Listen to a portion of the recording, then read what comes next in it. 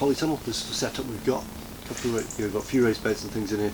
We'll go through at a later point about how to make the raised beds. We just want to introduce ourselves. Begin with what you can see here in front of you at the moment. This is a bed of garlic planted on the 14th of December. Today's the 1st of January 2020, and these have come on really well. Because of the shelter of the polytunnel, because of the extra warmth we've had quite a mild winter. These come on really well. Planted about 10 to 15 centimetres apart, and they seem to have coped quite well with that. Going to hopefully get some good crops. We've got 90 in there. It's a 1.2 by 2.4 bed, and we've got some more that we've planted later on, which I'll go through and just show you how they're progressing.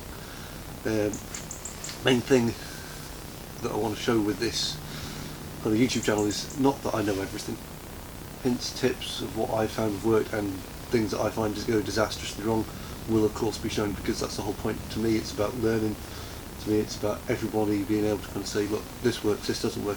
You got any ideas, see anything I'm doing wrong, anything I've missed, please comment, please do. Obviously hit subscribe. The more people can share, the more people can learn, and I'll go through everything that anyone comes up with, any ideas people come up with, and just show that this is what you can do on a very tight budget, because we are on a tight budget. We're not doing this professionally or anything like that, like some of the others, release books or anything like that. We just watch YouTube videos. We've had a passion for gardening and things over the years, and this is where we've ended up. So this is what we're going to do moving forward. I mean, first of all, with the stuff like your garlics and that, people say, no, January you won't get much, December you won't get much, but there's those planted halfway through December. You're going to get them. Come through, you just got to look for the right types of plants. I mean, that bed there, we've got lettuce in, cut and come again lettuce. That one there, we've got some rocket growing. These were all just planted in the past couple of days. Got a load of mustard over in that basket, and I'll show you about the basket in a minute. And then down the far end, we've got a load of onions ready to go, and I'll show you there's a couple of the other beds and things that we've got there ready. One thing I do want to show is what we've missed in the past, which will make hopefully understanding a bit easier of what we've done, and then we can move forward from there. And that's the main objective, is to say, just to learn as we go. No interest in trying to pretend I'm an expert. I want to learn as much as I can as we go. The first thing as we come through these raised beds is that all this is bought compost. I've not made this compost myself. You see all these people, oh, it's wonderful, it's great, if you've got the time, you've got the space, you've got the energy, this, that and the other to do it, then great, do it.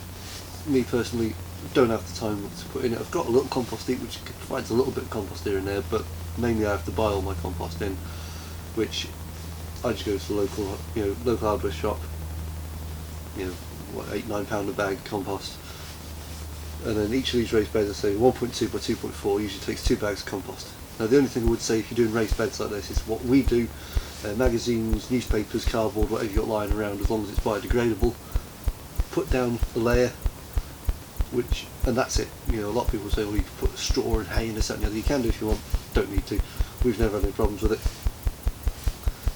Put your compost on top, give it a quick rake over to make sure it's all nice. It doesn't have to be perfectly level, not just going over at the spirit level, you're not laying a brick wall or anything to build a house, and away you go. That's it, that's all you need to do.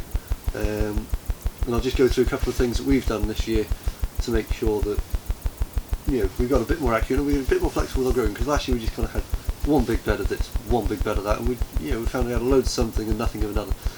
We just want to make sure that moving forwards we've kind of split things up a bit, and I'll show you how, different ways that I've done that, kind of helping moving forwards.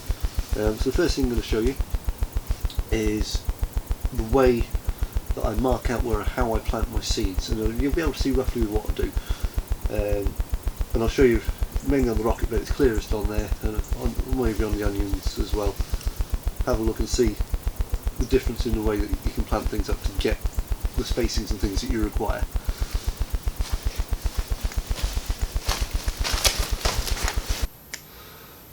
Right, so this is my rocket bed.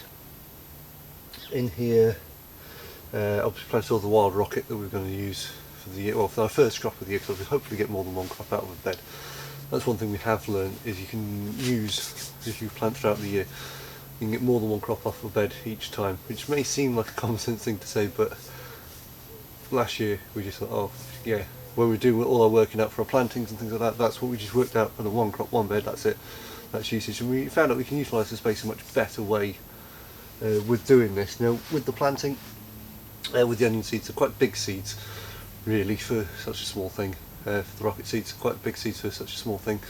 So what we did, just a quick dib into the soil, drop the seed in, cover it over, pat it down, which is simple enough, straightforward, what you use for most seeds. The way you get your spacings, or the way I use my spacings, I've got a little workshop. I've measured up, cut a piece of batten to 15 centimetres, I wrote on there 15 centimetres, and I've got a whole rack of them, 20 centimetres, 30 centimetres, 45 centimetres, 10, even one, look, this one for stuff like radish, down to just 10 centimetres. You know, makes life easier, so when you're trying to work things out. But it's quite simple. Put it on the ground, put the seed in, flip it over, put the seed in, flip it over, put the seed in, flip it over. And you can go across your whole bed that way, so you get good even spacings, you know, which are roughly the right length apart with no trouble whatsoever. Now when it comes to smaller seeded things, you see the bucket over here, just grab now for you. In this bucket is a load of well, mustard seeds in there. They're all growing, they're ready to grow. What they're going to, the reason they're in there like that is plain and simply because they're tiny, and there's no way I'd have been able to accurately plant all those seeds across a bed and make the spacings nice and easy like they are with the garlic, like I've been able to do with the onion, with the rocket and the onions, the radishes and the lettuce, which is behind me. What we're able to do is get everything accurately planted, but the reason we've done that in that bucket, that bed is reserved for it. I mean, we could have done something else in the meantime, from the radishes, things like that, but I'm not too fussed at this time of year because I've got a load of radishes and things planted anyway, and it needs to be quite a quick turnover. So put them all in there, and then what will happen is when they grow through, I can prick out the seedlings and I can plant them more accurately in the right kind of places down there when it comes to it. So that's going to be the main thing that's going to really benefit us this year, is we have the poor planning, because last year we didn't really do much planning. Planning I've found to be key this year, and you've already benefited from the garlic, getting that in early.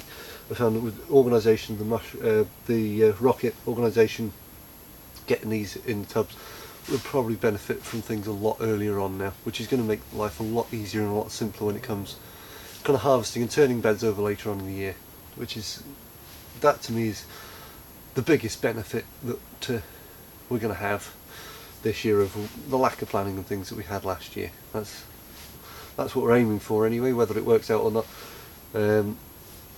is something that is yet to be seen, but here we go. So yeah, so rocket, very simple, cheap bit of batten, scrap piece of wood, as long as you cut it to roughly the right length, and you can just use it. I mean, I've got a whole rack of them. I've got, I've got 10, 15 centimetres. I've got, grab a couple now. That's the 15 centimetre one.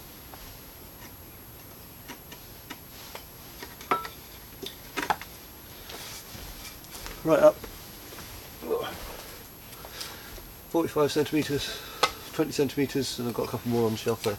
And to make it as idiot proof as possible, I happily write on them 45 centimetres. Makes life really easy, simple, no problemo. And what I do in terms of another organisation thing I do, on the computer inside I've got a spreadsheet, and I just use it as a diary. You don't have to use a spreadsheet, I mean, it just does all the maths for me. Whereas you can use, you know, just simple kind of planning diary, work out how many days, roughly, weeks, it takes for something to come through to germination.